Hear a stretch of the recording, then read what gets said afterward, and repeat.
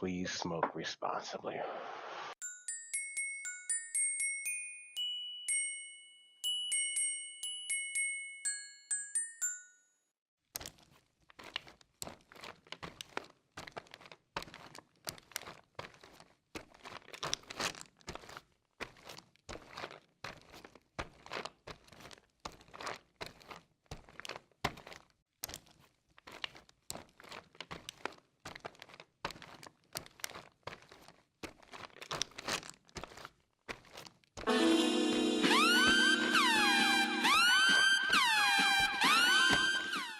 All right, welcome to the D&D 420 recap special edition from Dusk.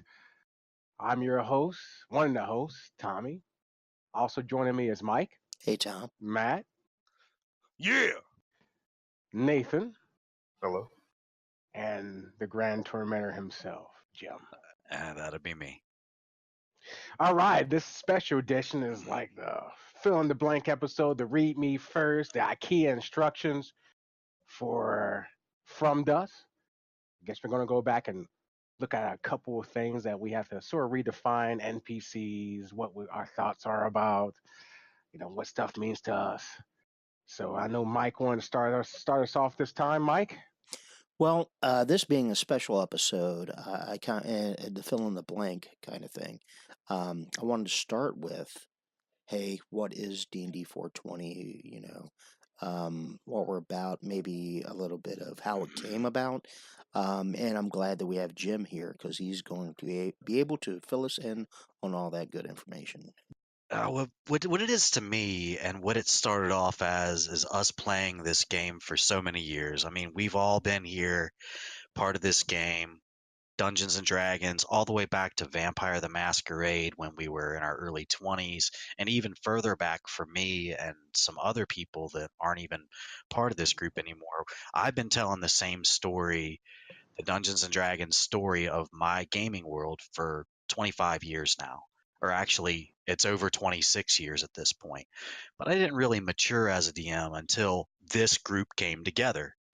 And so to me, it's like a rite of passage that I think of myself as a tenured or a seasoned dungeon master with a tenured and seasoned group of players that we all play very well together, and we have a really good time. We know what to expect each other, so that makes us a guild, in my opinion. That's in a nutshell. That's what D&D 420 is: the heart and the soul of the players, the storyteller, the gaming worlds that we each play in.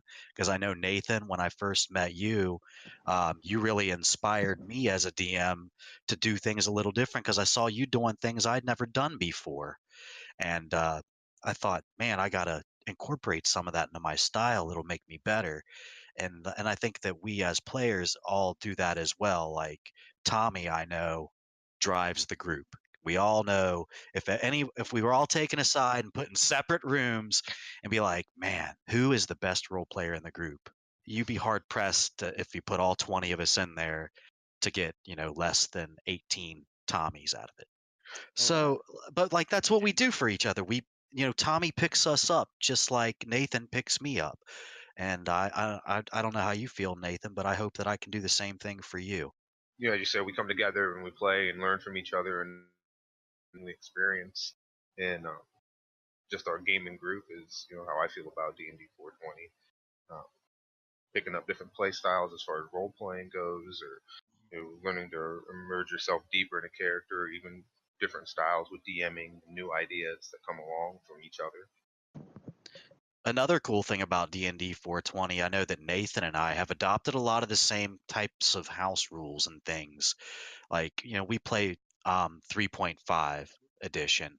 So, but it's a little modified at times, and that's stuff that we can kind of bounce off of each other. And as DMs, we got each other as both very experienced DMs to talk about those things. Like, well, when the group gets larger, there's things that we can do to make things quicker. Because sometimes I'll storytell for a group that's 6 or 7 players, and so I've got Nathan right there to bounce those ideas off of, and that's just another part of what D&D for somebody I trust, and I can talk to him about it and get input. Same with Tommy when I'm making NPCs or I'm making a new class or a new race, and I send it to Tom and say, hey, make a character and tell me what's wrong here. And I don't know how many times Tommy said, well, Jim, if you put this in your game, I don't know why I'd pick any other class. Yeah. Oh, shit. I made it a little too strong, Well, it sounds to me like DnD420 is a group of friends that get together and are able to lean on each other. Yeah, everyone's helping each other. Yeah, that's the big thing about this group. I love that, man. I'm glad to be a part of it. So, and it goes for, well, I'm not a dungeon master, so, I haven't really run a game. But it goes to, as far as players go, I mean, we're able to play off each other. We enjoy playing, role playing with one another. So, D&D 420, man, you can't beat it. All right, Matt, tell us how you got involved with maybe D&D and especially how you got involved with D&D 420.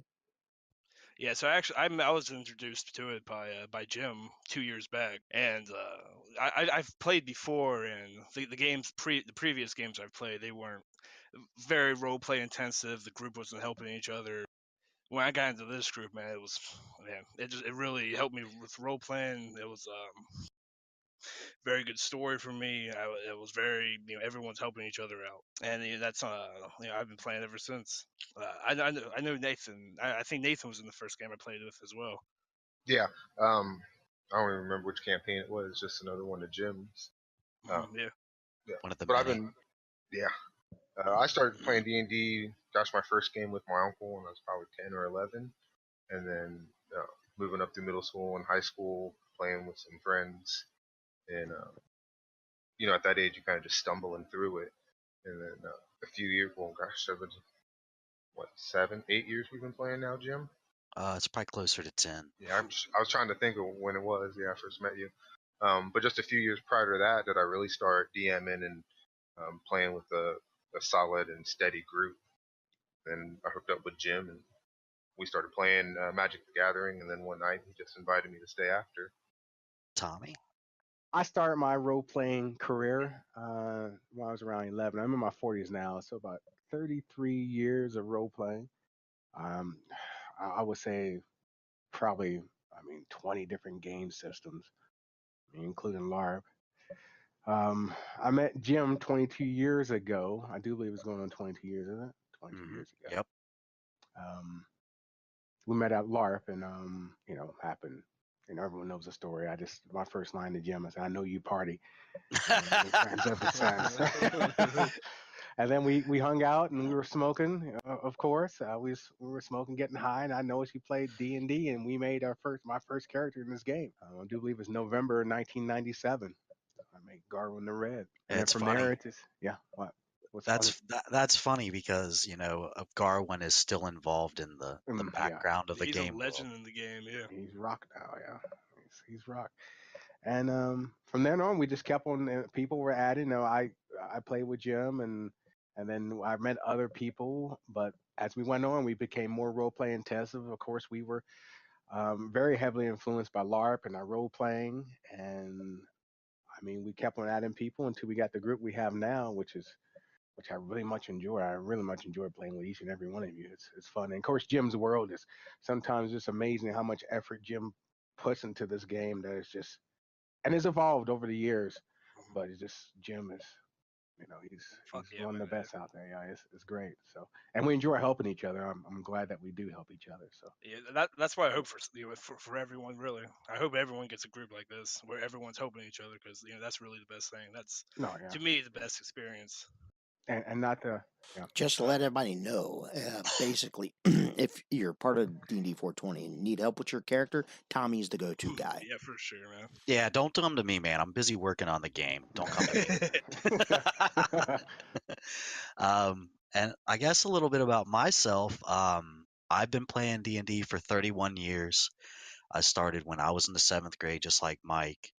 I started in school in class, which was kind of cool. I'd never even heard of it, and a friend is like asked one of our teachers if we could play D&D for a grade, and it was a special kind of class, so he said yes, and we kept journals as our characters, and that was the grade. It was kind of a creative writing nice. thing. Yeah, what a great teacher, Mr. Mhm. Mr. Wolf. and Mr. Wolf at Goshen near Cincinnati. And I'll tell, Badass. man, that guy was, I mean, just a badass. And he really inspired me as a teacher. And D&D was a big part of my life because I was a nerd. I was a real nerd. Um, but D&D gave me something to do other than just my music. So I had a couple of things. I had something really nerdy and something kind of cool. And I played music just as long as I played D&D. So those are the two things I love to do.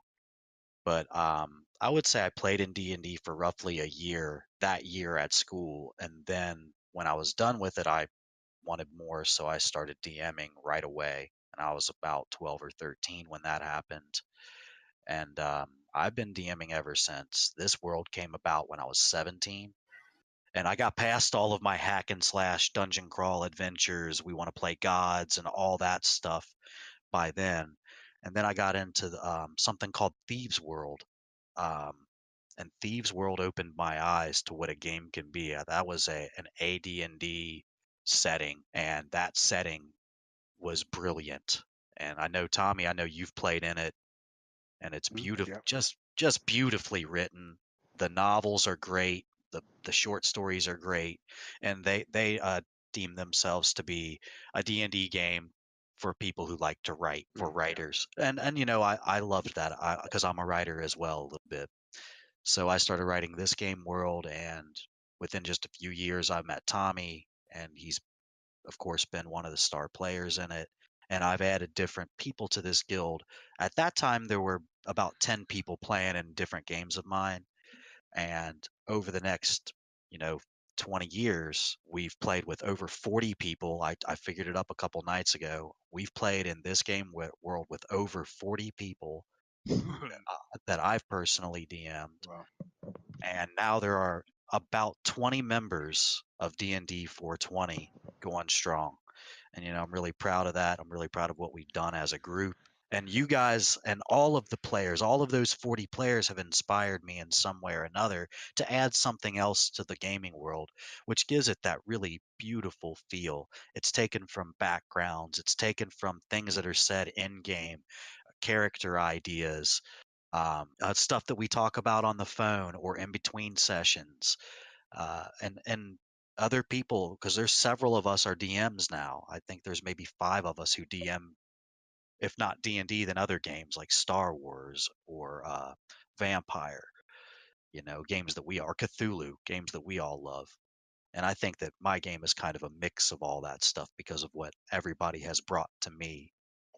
Okay, so yeah, that's a yeah. little bit about what D&D 420 is and a little bit about ourselves and how we got involved with it.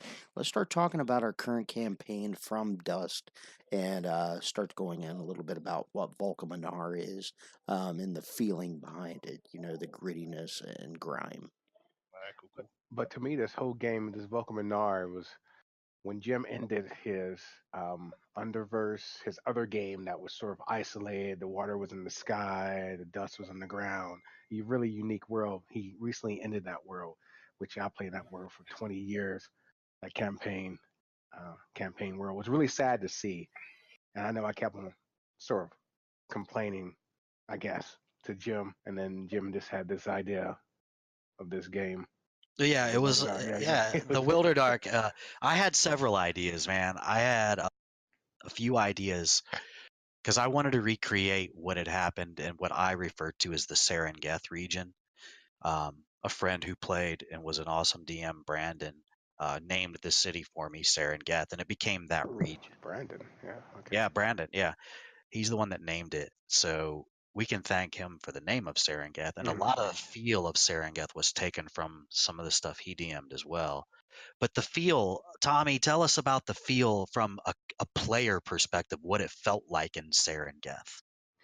When I first played Serengeti, going back to it, I, I always call it like, I guess I call it like sort of like the Ravenloft to me. It was the feel of, it was grittiness. I always felt like there was sand in my mouth or dust in my mouth. The water was in the sky. You had special cups and mugs how you drink. The the fauna, flora looked different. Just everything was weird. But you got used to it. You liked it. It was dim. Um, because there was no sun. So Yeah, it was really unique. I didn't want to do an Underdark campaign because that's what was popular at the time. So Yeah. I put a curse on water that it was lighter than air, so it floated into the sky and it encapsulated this world. So there was no water. Water came up out of the ground and went up into the sky. So that changed a lot of stuff, and everything Yeah. was so different and so strange and so unique. Um, and so like he said, we played in it for 20 years. And Mike, I think you even played in it back then too, a little. Yeah, you did. Yeah. Yeah. Yeah, I remember that. That was a cool little campaign for what I played in it. Yeah. Yeah. Yeah. You Yeah. were That's the first And time I. character. yeah, the vampire character.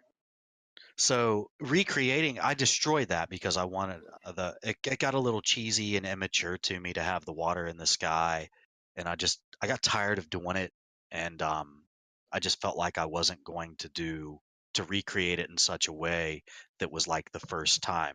So I destroyed it, but it was always meant to be destroyed. It was supposed to have been destroyed 13 years prior. I just never got to it. It was it was a lot of Yeah. fun. There were several secrets that were meant to be revealed about how it got there and what happened that way and things about the world.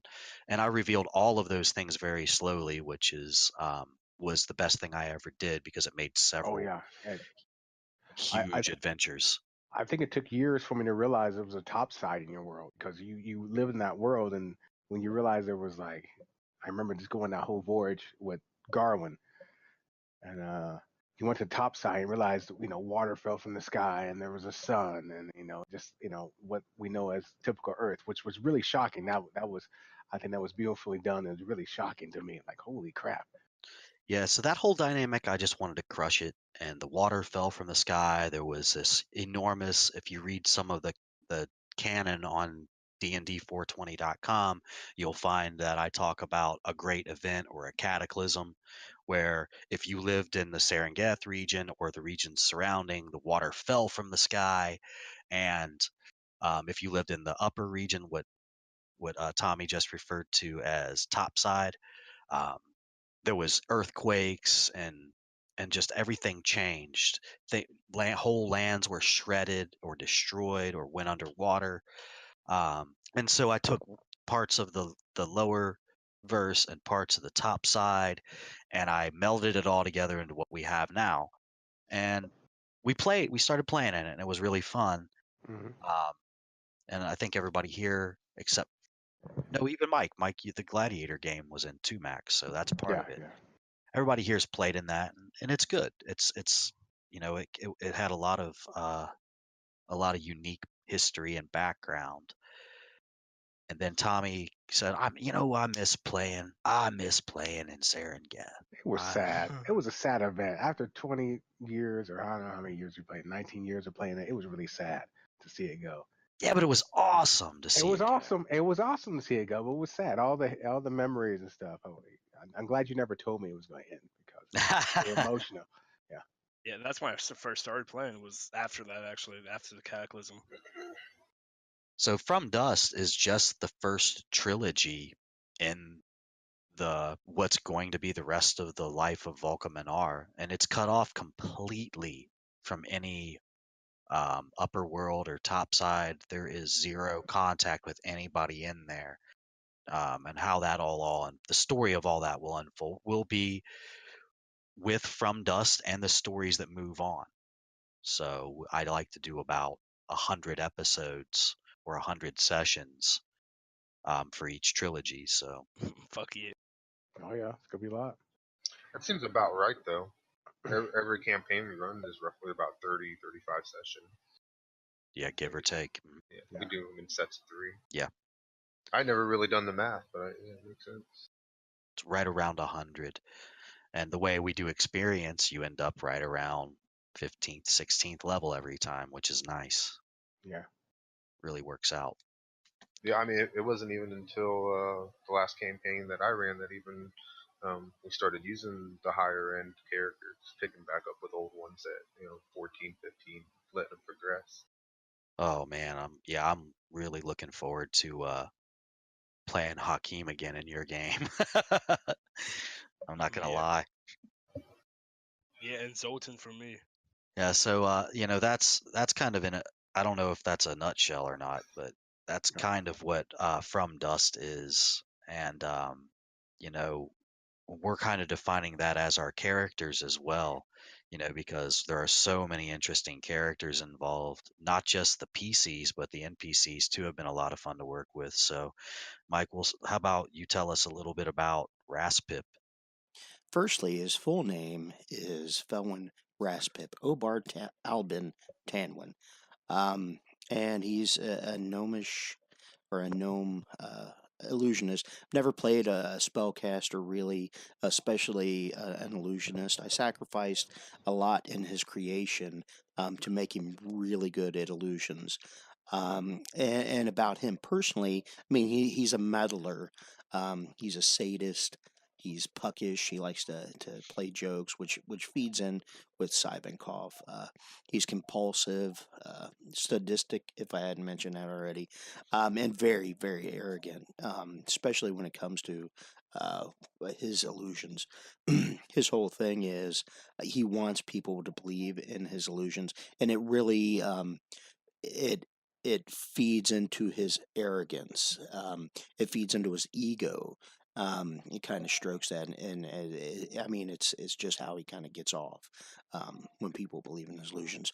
As we've gone on, he's gotten a lot darker as well. He's going more darkness, shadow with his illusions, using a lot of phantasmal stuff to kind of get the job done. And in game and combat, I try to crowd control is his primary role, I think I would say. Tommy, do you want to tell us about Throbin now? You know what? No, I really want Nathan go because I'm gonna pick Matt after myself because see, Matt, my name is Tommy. I play Throven, who is start off as a monk, couple levels a monk. Now he's priest, and he's actually in a sacred fist now. But Throven and Matt's character who plays Ras, they start off together in like a boarding orphanage school. I'm guessing that we would call it orphanage Yeah, school. that would be a good way to put Uh, it. yeah, I didn't know my parents, but I met Vrask, and we immediately start fighting because Vrask is being a dick to some other kid, and we just start fighting. And that whole fight, through that fighting, we became friends. We didn't know we were friends, but we were always around each other fighting. We were Um, from that, Throven met, which is currently the love of his life, Styx, who was a dwarf, female dwarf, um, and with the rest of the party don't really like Styx for some odd reason. I can't figure it out, but they really don't like it, and they give Throven the Jealousy. booze. Um, but Throven started off, he was hanging around with the group, but then Vras sort of I'm guessing, and Throver's mind sort of took more to Nassau and start to emulate him, who's Nassau played by Nathan, started to emulate him and sort of distance himself. So he went off with Styx and went into the with a Cybernkopf order. And then when he came back, he was a little bit stronger, fought with his fist, but still sort of what I call the runt of the group. He was still sort of the weaker of the group, especially the fighters, who's trying to prove himself. I mean, he cooks. He tries to appease the group and heal, but it's definitely he's inspired by his passion for Styx and his And passion for Styx, by the Cyber. way, Erastix is Yeah. a priestess in um, the guild or the deity worshiping the deity Cybenkopf. Cybenkopf Cybernkopf. is the seven-headed dragon. This deity actually goes by many names. Hmm. It's also known as oh, I can't think of it. Why can't I think of any right now? No, no, no. The Hydra, the Chaotic Seven. What's it called? the seven heads of chaos. Yeah, The seven heads of Seven chaos. Heads of Yeah, Chaos. yeah, I did. Seven heads. Yeah, Yeah. Grod Gildra. Yeah. Oh God God. damn it. Yeah. Yeah. So that's what those things are. For those out there who don't know what Cybenkopf is, you I can should find that explain it also on better. DnD420.com. Yeah. But as the game got on, he's been more sort of Throve's been more infused with Cybernkopf, more of a passionate fighter, more chaotic, more of a I guess a wild card, sowing chaos or discord as they call it sometimes. but he still loves his family. He still cooks. He still cherishes it. I mean, now it's to the point where I realize, especially how much he looks up to um, Nassau, but won't say it. But now, he's going more of the darker, scarier route. But that's Strowman trying to get home to his love. Ooh, sorry guys. So I'm gonna go with I'm gonna have to go with Matt. Matt. So I'm Matthew, and I play Vras, the shape-shifting barbarian. I transform into a Holenlow, the cave lion. I started off as a child in a tribe in the Wilderdark. Yeah, your tribe was destroyed when you were very young, right? How did we say you Yeah, were? around I think I was 6 or maybe 7. Yeah, I was young, very young. I think I was maybe 5 or 6. Yeah. Yeah. So after that happened, yeah, the survivors that the people that did survive, we traveled a couple miles to the only place that we knew we could go was Vulkaminar, the dwarven city. So I think we probably snuck in, and after that though the people would kind of abandoned me, and some people held me to an orphanage, and that's where I started with Rovin. And I was picking on some kids, and he started pushing me around. We got into a fight, and we were constantly getting punched because of this. And we just kept on fighting. That's how eventually we kind of accepted that we were friends and that we would be stronger bullying other people instead of ourselves. We started Yeah, picking on that's some how I other can. Yeah. That's how we became really good friends. So after a couple of years of just being together in this orphanage and eventually doing jobs, after a long, Vras has kind of grown up to be a cold but not cruel kind of. He's he tell you what he thinks, and he's pretty intimidating dude. Very strong looking guy. If I think I'm 6'5" or 6'7", I'm a big dude. Big for the Wilderdark. hmm Yeah, big for human too, but. He mentioned the white-haired elf. Somebody else here has a connection to the white-haired elf. Yeah, that's Yeah, the Mirren. He's the chieftain from the tribe I come from. I play Nassau, a tiefling that was born to elven parents in a wild elf tribe, and nomadic, lived through the wild darks. Very efficient kind of tribe life, hunter gatherer, and did that for 15 years until my tribe was ambushed and pretty much slaughtered by red-haired dwarves, and those that weren't killed were taken into slavery. And that's how I ended up in Vulkaminar. Uh, the day of me being sold, I was able to cast darkness because of my typhon. Fled from my captives and ran wild in the city for a few days, and was spooking people and bringing up this legend of the Alpin, which is like a devil. And then I came across Stellister, and he's the one that kind of took me in and helped me get a grasp on this new world that I was living in, offered me opportunity and work and shelter. And through working with him, I came across Mike and Bert, which was Raspip and Brock. As this game went on, we ended up meeting with the other two, Throvin and Brask, and our little gang of misfits was formed. Yeah, the cool thing is that everybody started when they were very young.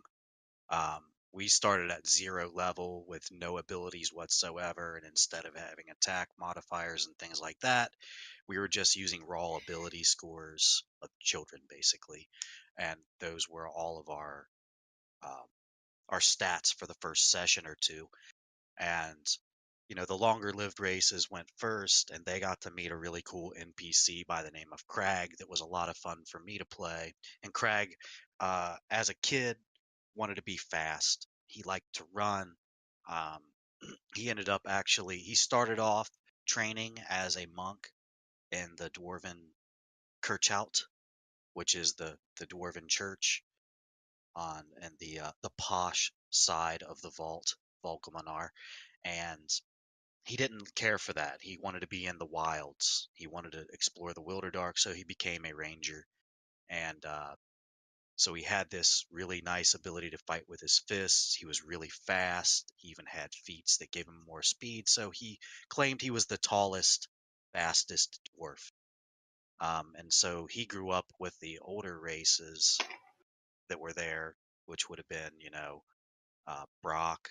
It would have been Raspip and Nassau. And then the shorter-lived races came in, and that would have been obviously Vrask and Throven. So it was, and they were just little kids when these little bit older folk took them in and said, "Hey, and you guys, Crag was a really braggadocious. He was really full of himself, liked to womanize and have nice things, and he was always show tallest, fastest dwarf. Anything he could brag about, anything he could do to be the center of the limelight, he would try to do. Um, but he caught the attention for quite some time from a guy named Ellister, who was a Darrow. Now, Ellister took an interest in Crag, but Crag never really had much interest in him until the Darrow met the people that Crag was hanging around. And then when they showed interest in the Darrow Ellister and his willingness to pay money for what seemed to be very easy jobs compared to the rest of the work you could get in Vulkaminar, um, the party started falling under Ellister's, I guess, tutelage. His, he was, and it eventually became well known that Ellister was running a rogues guild, an information dealing guild that specializes in illicit goods. Alistair was that common denominator that brought us together as a party. We were able to do our shady dealings and make easy money. We also had Nassau because he was a tiefling, and the Alpin, air quotes. We were able to make a kind of a name for ourselves as our little group. And also, I think that the humans were able to look up to some of us as they grew up as part of our crew, and learn some techniques and Yeah, and the Brask Alpin. actually learned how to use a sword from just watching Nassau and learning from him that growing up. Yeah, I was looking for looking at Nas as an idol as well. When I met Ellister, he's the one that took me in, and uh, I was by his side the whole time doing the jobs. I know as Throven went and joined the Brotherhood and did that, and even Brock left. I believe Pip did too for I think it was like 3 years roughly for each of them. yeah, we all kind of went our separate ways for a few years, and this is it was kind of like just downtime because that was the transition from our regular game. That was the transition from the pre-game to the regular game, I guess you'd say. But yeah, everybody Yeah. left. And while you guys were all out, me and Vrask was stayed there and continued to work the streets of Vulkaminar for him and do the odd jobs as was needed. And it's when we talk about Alpin, just to give a little light to that as well. The legend of the Alpin is similar to what we might know as devils or fairies in like Earth culture. If you don't clean your plate, the Alpin will get you in your sleep. Then where would we be without our sun? Things like that. The Alpin would get you. And so there were things it was something that was used on children to scare them into eating their peas, cleaning their room, or doing their chores. So, and that's where it came from. And the legend of the Alpin grew because everyone in Vulkaminar knew what the Alpin was. So when an Alpin in the flesh was spotted, most people thought it was a joke Yeah. until you started showing up on the scene, killing Yeah. motherfuckers. And Naz personally don't like to be called the Alpin, uh, but he definitely understands that there's a lot of value in the fear and the atmosphere that it kind of generates. And I keep trying to tell these guys that, but they're not feeling the Alpin gang or crew anymore.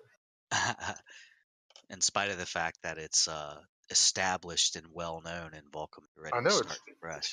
it's that brand. It's already built, We're a long way from Vulkaminar. but we're going back. We're going back. Okay, the Cliff Notes version of our travels are Elster gave us a mission to go to the city of Brass and retrieve part of its mantle, the foundation. And that city exists in the elemental plane of fire. We got all our stuff together to travel there. Actually, very quickly, once we entered the Wilder Dark proper, we found out we were able to stretch our wings a little bit and let magic and swords swing freely. While we were out there, we killed a shit ton of bugbears, ran across some hole and low. Those are the cave lions. We came across an outpost, met some cool dwarves. Met some other barbarian tribes. We finally did make it to the elemental plane of fire, which almost killed us just going there. We also met a couple cool NPCs, Matiglia and Bitterby. We found out that, well, at least from Pip and I think Throvin's point of view, that we're part of prophecy because we found a tree that was planted by Cybenkov, and the flowers of the tree or the leaves of the tree had magic abilities.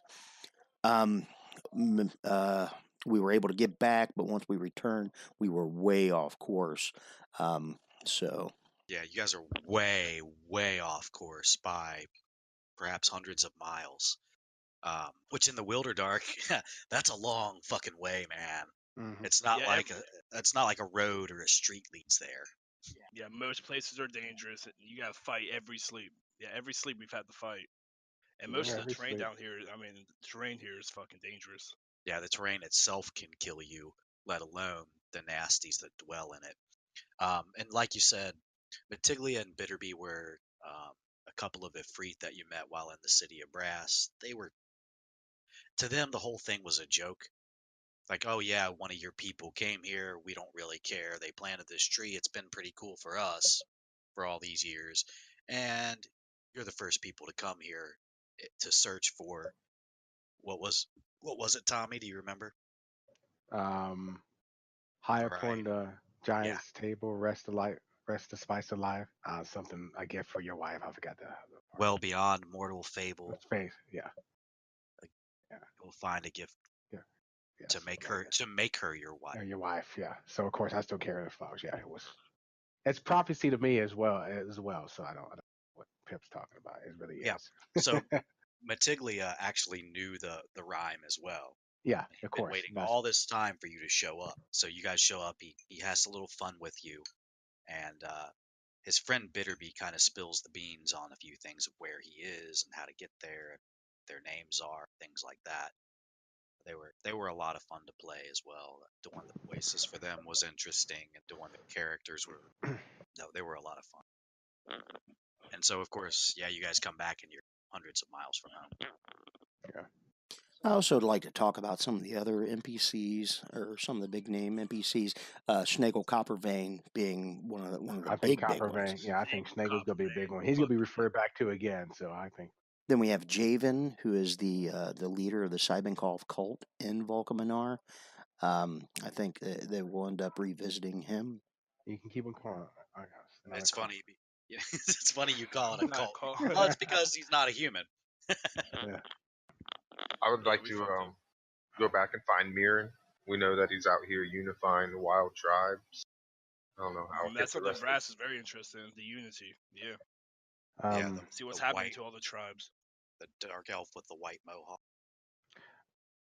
Some newer NPCs. Clerk. Mm, Clerk. Clerk. Clerk. But Clerk. Clear, yep. Clerk. Yeah. that, we haven't really heard much from him. It's really Zara that is Yeah, you know handling that. Zara. Yeah, but it was Kind still. of the leaders of Wargrave Gap. Yeah, but revealing that when you say Clerk's name, everyone else say Clerk. Clerk. Yeah, you know Everyone who's in around charge. in Yeah. that town which was Moorgrave Gap, which we recently we're That's still how at. Vras sees it. Yeah. So how's Vras? Vras sees it as Clert's town. If Clert wants to, Yeah, of course. he'll leave. If he leaves, the whole entire city leaves. Kind of. That's the main thing. I think that pretty much covers everything, or at least everything I can think of. So we'll go ahead and start to wrap up this special edition of our recap series. If you want to catch more of the videos, we are on YouTube and Spotify, and also BeanPod. Is that correct, Mike? Yeah, that's PodBean, Tom. You can check that out at dnd420.podbean.com. And we also have DnD420, the podcast, where I go over DMing tips with another member of DnD420 and Dungeon Master himself, extraordinaire, Eric.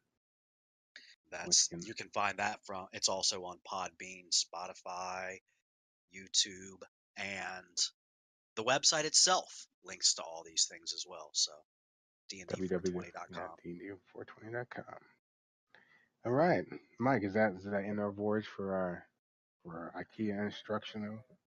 Yes, I believe it does. I also do want to mention that we do a live show on Thursday nights at 9 p.m. Eastern Time. You can catch that at www.twitch.tv/DND_420. I know it's a little bit complicated. I'll make sure the links are available, and you can go there, bookmark it. Definitely like and subscribe to all our stuff if you find it enjoyable.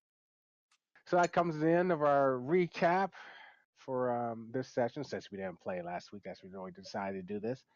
All right, my name is Tommy. I play Thrilvin. I'm Mike, and I play Raspip. I'm Matthew, and I play Vrask. I'm Nathan. I play Nassau. I'm Jimmy, and I am your Grand Tormentor. All right, and we'll catch you in the flip side, everyone. You have a nice night.